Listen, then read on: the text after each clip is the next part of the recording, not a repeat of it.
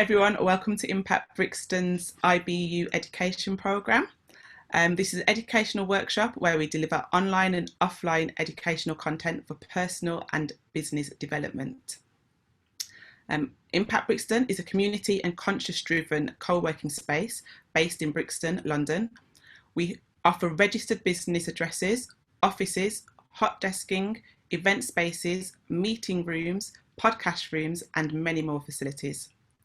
Over the next few years, we aim to support 10,000 people and businesses realise their passions and impact the broader community through our free educational programmes and events.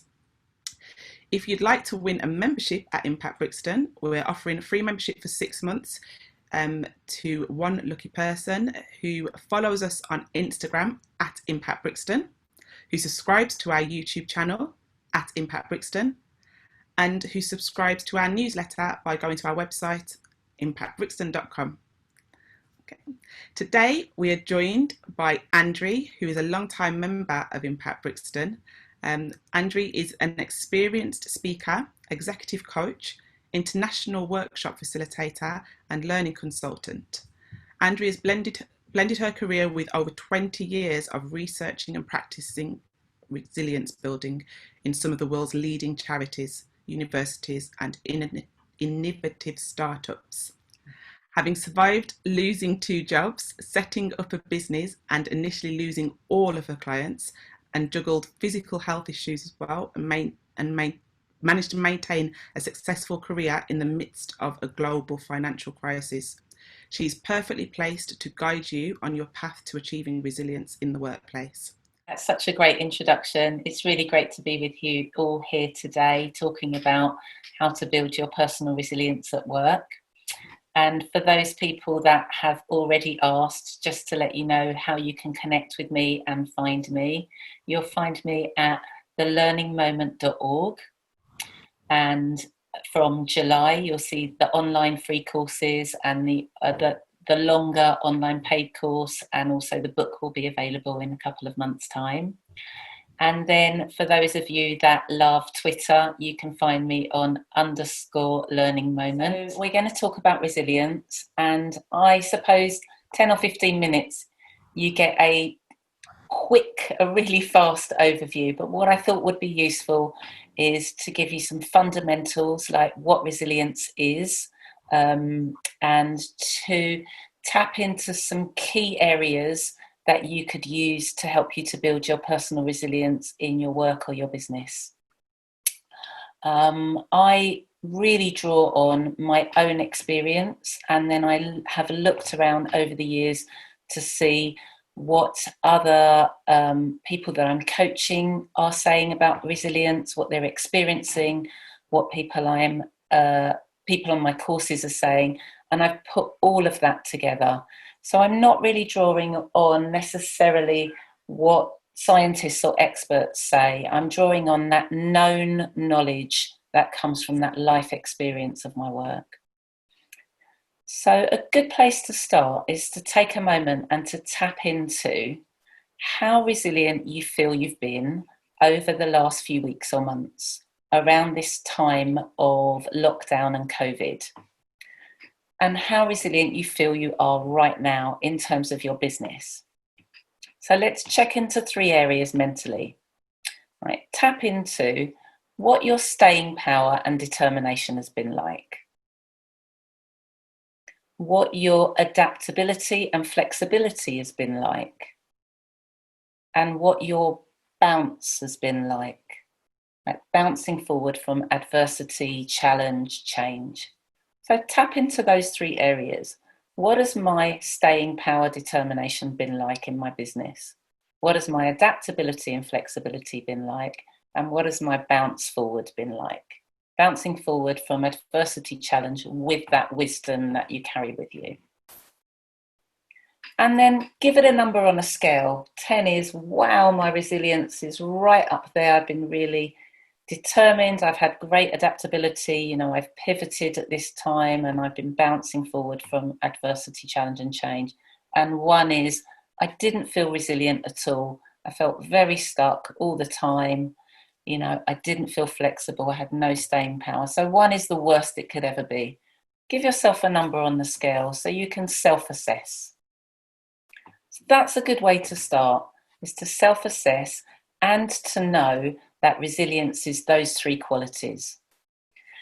And that resilience is also underpinned by 2 things, right? It's attending to your well-being, absolutely fundamental. When you have really good well-being, you have better chance of being more resilient because you have inner physical strength, you have energy, you're not struggling with ill health. So it's easier for you to be resilient. And the second thing that underpins resilience is building it individually, but building it collectively with a community of people doing that together.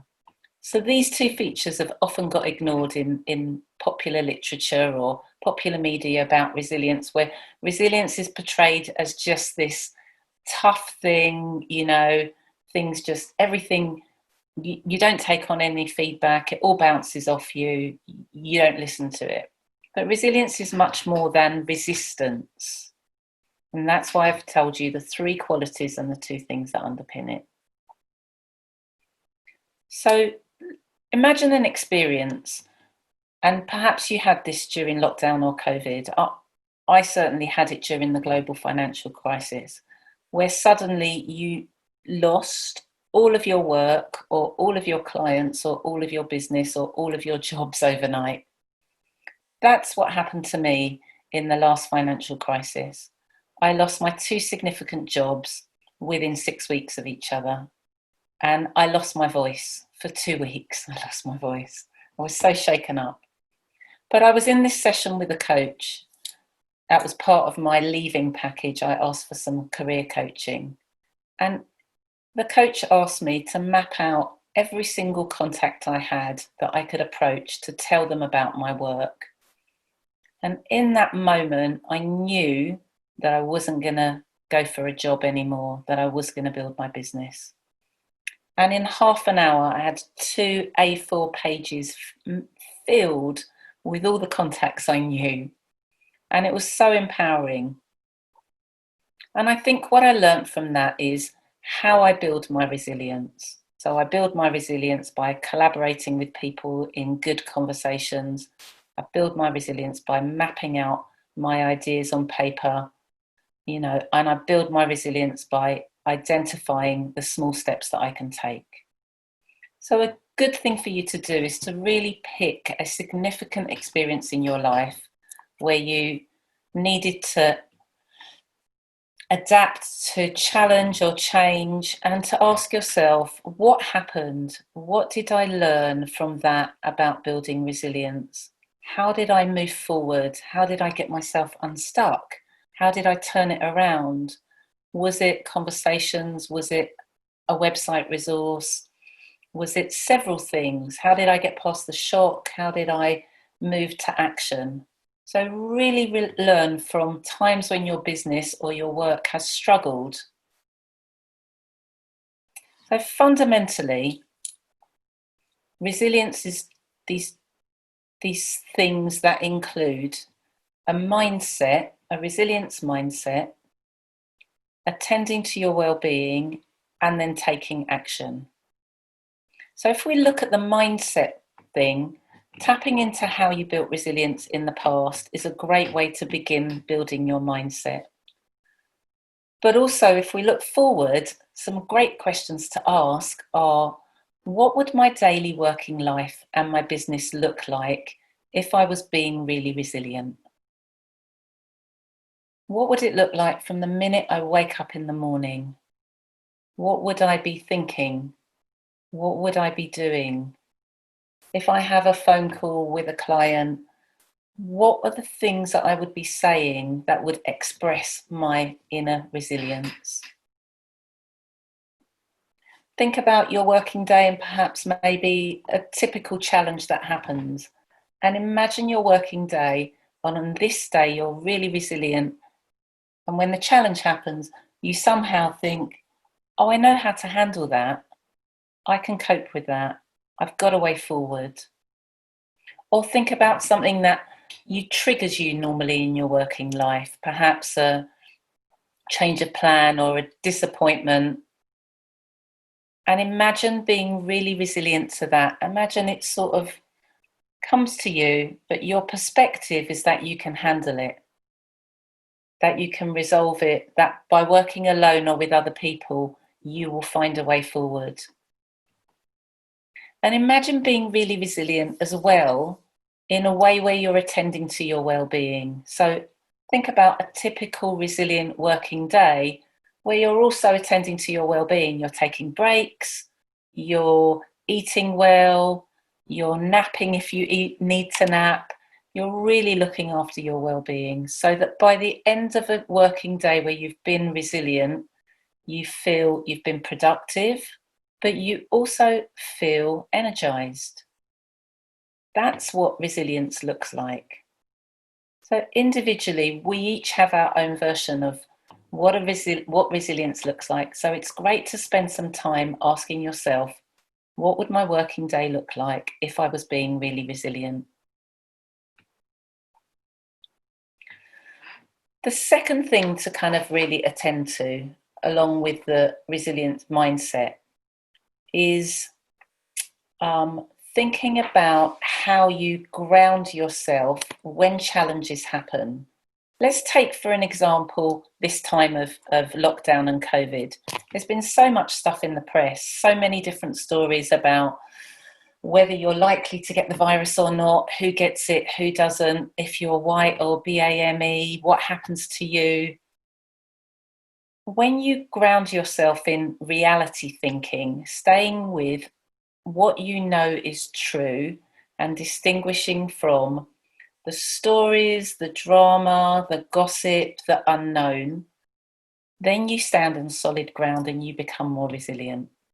So it's really useful to check in at any time of a crisis or an upset to say, what's the only solid ground? What's the known stuff that I stand on? And I don't mean always scientifically known, but what you know to be true.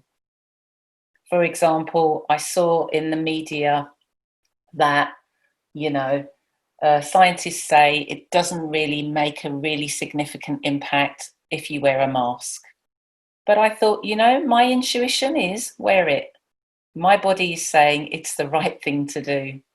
So it's like trusting what you know to be true is a really good way to stay resilient. And certainly a good way to stay resilient when your business is going through upset, standing on that solid ground. So we call that reality thinking. Alongside a resilient mindset, we also have taking resilient actions. So taking resilient actions, there's so many different philosophies we could touch on, and I can only touch on one or two, but let's start with a couple. Like solutions focused thinking teaches us that it's not the big goals that matter as much as the small actual steps that we commit to and we take. So the goal is great, the vision is great, but the question in solutions focused thinking is, what am I going to do right now and immediately? What am I going to commit to and carry out? When am I going to carry that out? Who will I communicate with so that I've got some accountability? These are the questions that we need to ask to be resilient, because resilient happens in those small steps that you take every single day, not just in the big dramatic things like climbing a mountain or, swimming 100 lengths, but in the small steps that you take to get there. So resilient action is kind of taking that big goal and really identifying the smallest step you could currently take that would get you unstuck or that would get you moving. And I often say to people, if you go on a talk or you have a coaching or a mentoring session, take an action within the first 3 days while your energy's high. Use that time, tap into it. The second area of resilient action that I think is worth mentioning is some kind of research around how to take actions from MIT that I really used. So Massachusetts Institute of Technology really say, before you take action, tap into being really calm and listening to yourself and identifying what the best action is for you to take. And if you do that, you tend to have more impact. So what that means is avoiding taking action when you're acting from a space of high anxiety. It means using any technique that you have to get yourself calm and centered, to listen to your inner knowledge, to then go, what feels right from this space? And for me, that's been one of the most powerful ways to get through this time of lockdown. Coming back to calm, centered breathing, whatever you use. I use Qigong, my partner uses Tai Chi, I use meditation. You know, whatever you use to bring you back to that space so you can say, what does my inner knowing say is the right way forward? Finally, because we're part of a community, I think it's always worth recalling that research shows us, and my personal experience shows, that collaborative resilience is really powerful. So you could get together with people at Impact Brixton or a wider community and identify one thing that you want to be resilient to, and spend some time mapping that out in whatever way you like. What is it we'll want to be resilient to? What are the resources that we could use? What are the small steps we each want to take? I think collaborative resilience, we've seen through this time of COVID, is really powerful. We've seen that we couldn't have got through this lockdown without working collectively. So I think as a business owner, because we often work alone, it's great to just go, which bits of resilience building do I need to do collectively? So that's my rush through A to Z of building resilience. Lolly said, just to mention, yes, I will be launching an online resilience course. It will happen in July. There'll be a shorter course that you can all access for free. There'll be a longer paid course, and then there'll be a book in September. So if you really want to tap into building your resilience longer term, it'd be lovely to see you in any of those learning experiences. And I hope that was useful, and I'm open to taking some questions. Fantastic. Thank you, Andry. I'm just going to sign off on YouTube. Thank you for watching. Please subscribe to our channel and see you soon.